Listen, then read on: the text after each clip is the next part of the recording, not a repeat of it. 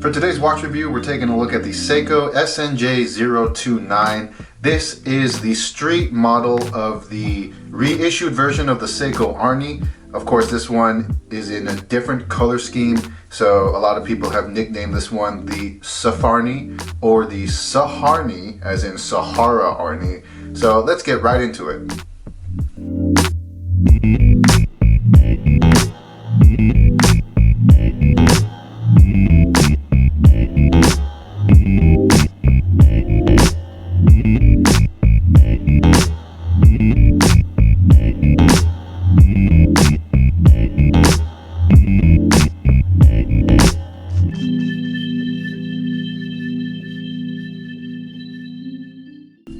Starting off with price, you can reasonably expect to pay around $400. Of course, depending on where you go, you might get it for cheaper, you might get it for more expensive. But if you are willing to fork over $400, then this watch is definitely in your price range. Now let's do a quick 360. Here is the main dial, and then here you can see the screw down pushers, and then the screw down crown. And the shroud is held together by these 3 Allen head screws. You've got the very cool looking band keeper right here. Not too practical, we'll discuss that later. And there's the case back with the Prospex Crashing Waves logo. Very cool. For dimensions from 9 o'clock to 3 o'clock without the crown, we get about a case diameter of 46 millimeters, including the crown and that Allen head screw. By 9 o'clock, we get a case diameter of 51.1 millimeters and a case height of right around 14.5 millimeters with lug to lug of, let's see, right there, right around 50.5 millimeters. For weight, comes in at 114 grams or 4 ounces. And here's how it sits on my 7.5 inch wrist. Very powerful looking watch. It does make a statement, and I very much like that. Now going over some functions and features. For the internal movement, we're looking at a H851 quartz movement. That means nothing to me. For me personally, quartz is quartz. You could get quartz movement from a Casio or quartz movement from a Seiko, and they're both going to be pretty much 15 seconds, plus or minus 15 seconds a month of accuracy. So quartz is always going to be super accurate, and that's always a good thing. This is also a solar charging watch. The digital display right there at the top is going to show you the level of charge that you have. So if you unscrew this top pusher, normally this is your backlight or illumination button.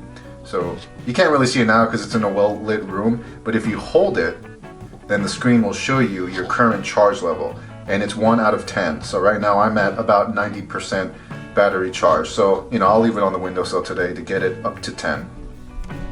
Now scrolling through the different modes, we're going to go ahead and unscrew this bottom pusher by the 8 o'clock indice. Now we can access the different modes. So scrolling through, we have the calendar menu or calendar mode, then dual time, stopwatch, and the stopwatch is operated via the light button, and we'll discuss that later too. But to start, you hit it, and then to stop, you hit it again, and then to reset, you hold. And then you'll see that it resets. And then we've got alarm and back to main time.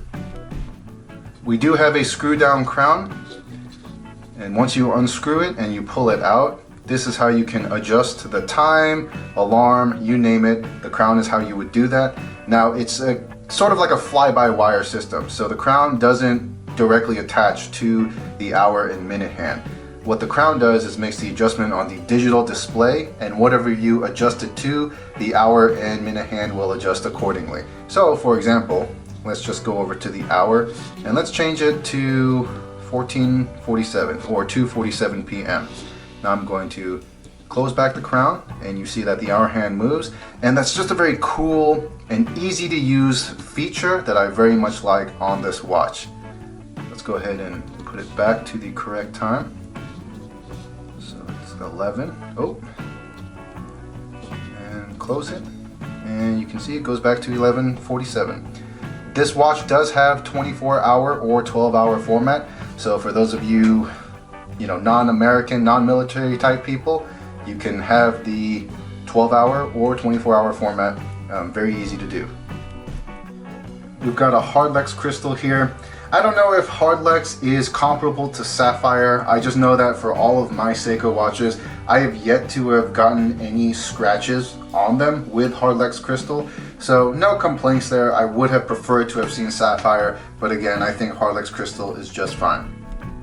This watch is rated for 200 meters of water resistance. The manual very strongly recommends that the pushers are screwed in, and of course the crown as well, in order for you to get that water resistance. And that's just good practice for any of your watches, to have the crown and pushers screwed in before you submerge the watch. We've got a silicone band here, very good quality. If you're familiar with any of the other Seiko silicone bands, it's the same, no complaints there. And we've got a gunmetal buckle and keeper, which also looks very cool. I think the coloration and style ties the whole watch together. As far as the keeper goes though, not very practical. In my experience with metal keepers, they're more for appearance and style than they are for actual practicality. So, take that with a grain of salt. They probably could have added like maybe some kind of notch or something inside to hook into one of these holes, but also again, just my opinion. And in case you were wondering, this is what the Arnie looks like with a NATO band. I think this looks fantastic, super cool, like a match made in heaven. And the great thing is, for the lugs, you've got these drilled, or these holes, these access holes to get to the spring bar, making a band change very easy and super convenient. For lume and backlight, we've got fantastic redundancy here. So we've got LumiBrite applied to the indices, the second, minute, and hour hand, and the pip as well. But on top of that, you've got a fantastic backlight on the digital display, which I'll show you right now. And you can see it's just a fantastic thing here. Not too bright, so for those of you, tactical junkies or whatever, it's not going to burn out your night vision. And just for fun, here it is side by side with my other Arnie. This one I've customized myself. Everyone calls these the Arnies. I call this one the Terminator just because it's like an all metal version. I think it looks super cool. And the great thing about these Arnies is they're so easy to customize. Whether it's swapping out the band or bracelet, like I said before, you've got those access holes here that make it super easy. And then to change out this shroud or this protective cover around the main case, all you got to do is get an Allen head screw and then screw out these three screws, and then you're done. Making it very easy for someone who might not be a professional watch maker or watch repairman. Anyone can do it, can make the changes that they want, and I think that's a beautiful thing.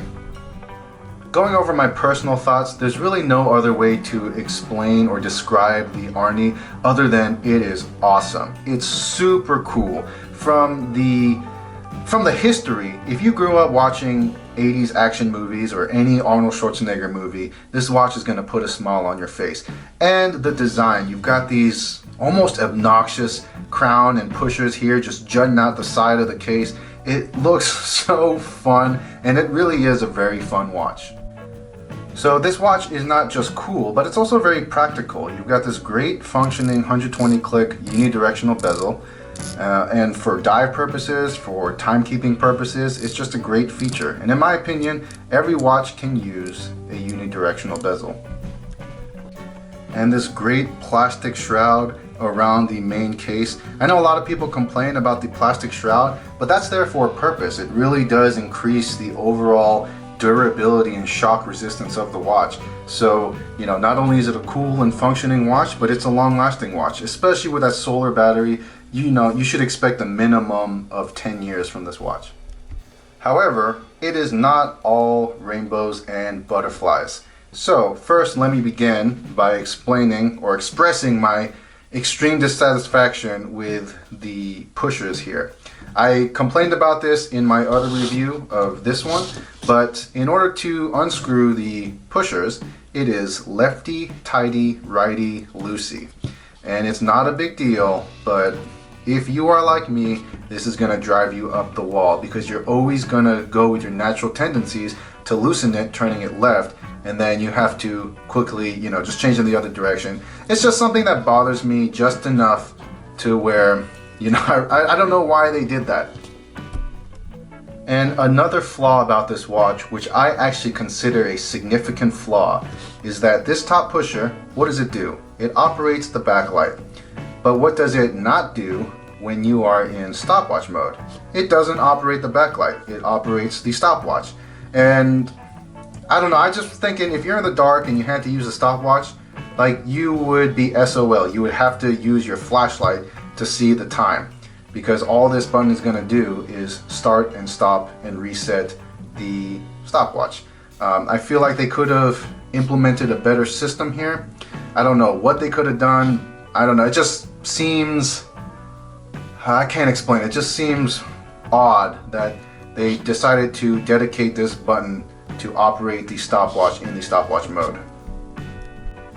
But aside from my complaints, everything else about the watch is a home run. For me, I'm a sucker for OD green and khaki or desert tan colorations, and they really did a fantastic job here. From the markers on the bezel to the indices, it's all very subtly done, but it ties in the black and gunmetal and tan color perfectly, and it's just so cool. If you were born in the 80s or you grew up in the 80s and the 90s, there really is no excuse for you not to get this watch. It's so cool, great conversation starter, but even just outside of the aesthetic reasoning or the cool factor, it is a practical, versatile, and functioning watch. And I do recommend it. It is a little bit on the more expensive side, at least in my opinion. So there are plenty of other options out there that are more budget friendly. But if you can afford this, then it's only gonna put a smile on your face every day that you wear it. So that's all I gotta say about the SNJ029. I hope that you enjoyed this video. I hope that it helps you with your next watch purchase. Thanks for watching, and I'll catch you guys later. Bye.